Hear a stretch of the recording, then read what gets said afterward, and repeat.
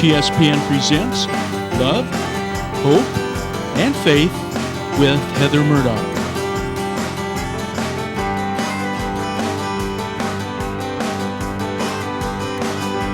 Good morning and welcome to Love, Hope, and Faith. My name is Heather Murdoch and I'm so delighted to be with you. I'm always just so excited. I wake up on Wednesday mornings with such a spring in my step because I get to be here with you and share with you how God transforms lives, how Jesus is your hope, how he is our living hope, and that no matter where you've been, there is hope, and that hope is in Christ. And if you've never seen the show before, the premise or the model of the show is testimony, really to show how God moves and works in everyday lives, just like yours and mine, and how he not only works in lives but changes lives for his glory, and how he is a miracle worker. And today I have such an amazing guest on my show. She's just a fabulous woman, and I cannot wait to introduce you to her. She is actually the visionary and founder of a group, Christian women's networking group called Tapestry Network. And I've recently been blessed to become affiliated with Stephanie and become a friend of hers, which I'm really excited about that too. And she just has a story that you're going to just so resonate with. I really believe that you're really going to connect to her story, but also how God gave her the vision for what she's doing now when she was in the valley of life, and really ties in beautifully with what I wanted to share with you today, because I know we are people and all of us go through the valley sometimes. And I want to share with you, I had about 10 days ago, my family and I went backpacking. And we went way off grid. We did not go to a campsite. It was actually hiking in Mono County up the eastern Sierras. Really, we ended up about 3 or 4 miles from the edge of Yosemite National Forest along Buckhorn Creek. And really roughing it. I mean, whatever we had on our back is what we had. So there was no camp tables, no chairs. We actually cooked on a log. It was awesome. And my kids, that was their first time, as I said, backpacking, and they did so good. It was such a good family time just to get unplugged and to just disconnect from technology and the world and just be together as a family. And on Saturday of our trip, we decided to do a day hike, and so we knew that there was this beautiful valley up above the valley that we were camping in, and so it was about 3 or 4 miles from our campsite, and so took our water and hiked in, and we're coming up this slight slope into this lip of this valley, and when we crested that little slope, yeah, there's the picture. And in fact, the picture does not even do it justice. I just wish that you could see the majesty of what I saw. My mouth just dropped open. Here there's this beautiful valley floor filled with different hues of green, emerald green, light green, just vast green as far as the eye could see. And then on the valley floor, jutting up from the valley floor, are these majestic, towering blue mountains. And these mountains, they reminded me, they were like standing guard. And they stood guard and marched down as far as the eyes could see. If you can see in that picture, I mean, they go down, you can't even see the end of those mountains. And I was just so caught. I mean, I just literally had an overwhelming sense of the presence of God.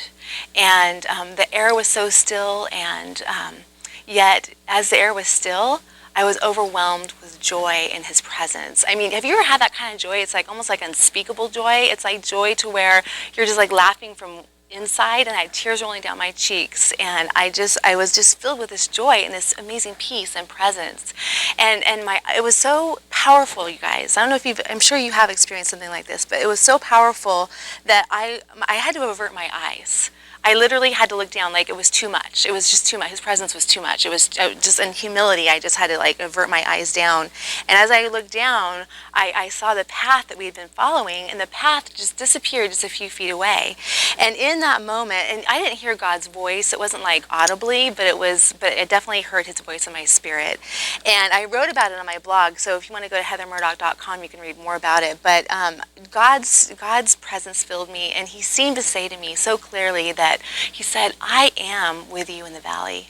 I am like the mountains. I am like the mountains standing guard over your life. I am your strong tower. I've never left you. I've been with you all along. I've been watching guard. I've been watching you and protecting you, just like these mountains that are jutting up from this valley floor. I am like these mountains. I am your strong tower. I also heard him say to me, I should say, he's also saying it to you today, that I'm like the path. That path that I said that just seemed to disappear just a few feet away, he says, I am your path. I am your path. I am the way, the truth, and the life. And sometimes, Heather, I prevent you. I prevent you from seeing the full path because I don't want you to run too far ahead. I do not want you to run away from me. I want you to stay so close to me. I am your path, and I am with you, and I am the path of life. I'm the path of your life. He also said to me, as I am taking my notes here from my blog, he said, I am the peace that passes all understanding. I am the peace that passes your insight, that passes your sight, that passes your knowledge. I am the peace that passes all things, and I sustain you with my peace in the valley of life. I sustain you. I sustain you with my peace. I thought that was so powerful. And he said, I am the joy. He said to me, I am the joy that you discover in the moments that you stop and acknowledge my presence. The joy that you feel, the joy that I felt, I told you that unspeakable joy that I felt because I was acknowledging God's presence. And he said to me, I am the joy that you experience when you do stop and acknowledge my presence in your life. And finally, he said, I am your teacher. I am your teacher. If you notice, everything that he said to me started with I am, because he is I am. And so he said, I am your teacher, and he said, I use the valleys to teach you how to walk on the mountaintops. And it gives me chills right now when I recall how he just impressed that into my heart. I am using the valleys to teach you. These valleys in your life are placed intentionally or allowed intentionally by me to teach you, to grow you, to discipline you, to shape you into my image. I am your teacher, and I use all things for your good and for my glory. And it was just so profound. And I know I'm sure you've had profound God moments too. And these things are not new things. I've known these things, but just the way that he let me experience them, because we can experience God, the living God. When we're in a relationship with him, we can experience him. And when we experience the living God, we're never the same. So I hope that blessed you today, because I know sometimes you're going through the valley too. And I want you to know that he sees you right where you are. He's with you. He's your strong tower, and he will never leave you or forsake you.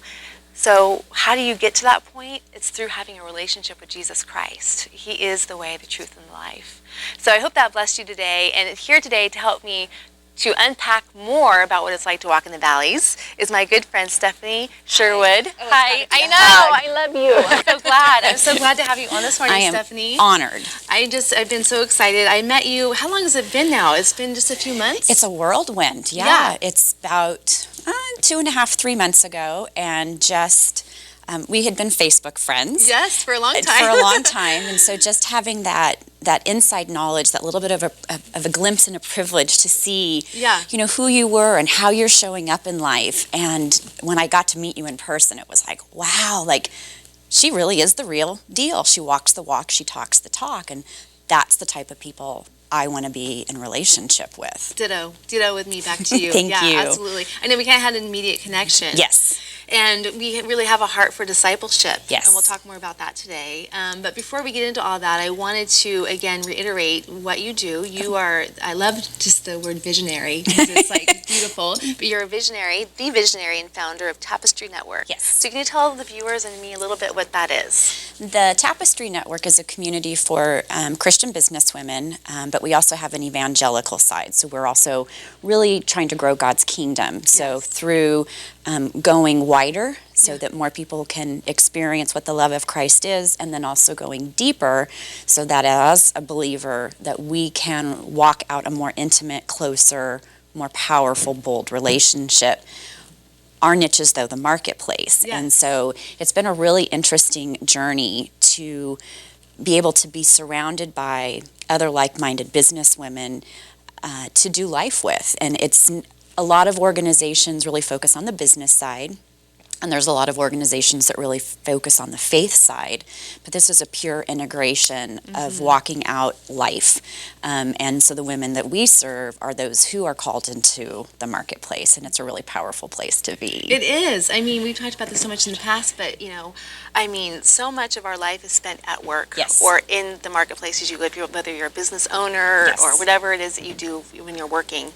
And we tend to, I think, compartmentalize our lives, right? We have our faith, our spirit life, and our secular life, or not secular, but things that we do that are secular. Right. And yet, that's not how God called us to be, is it? No.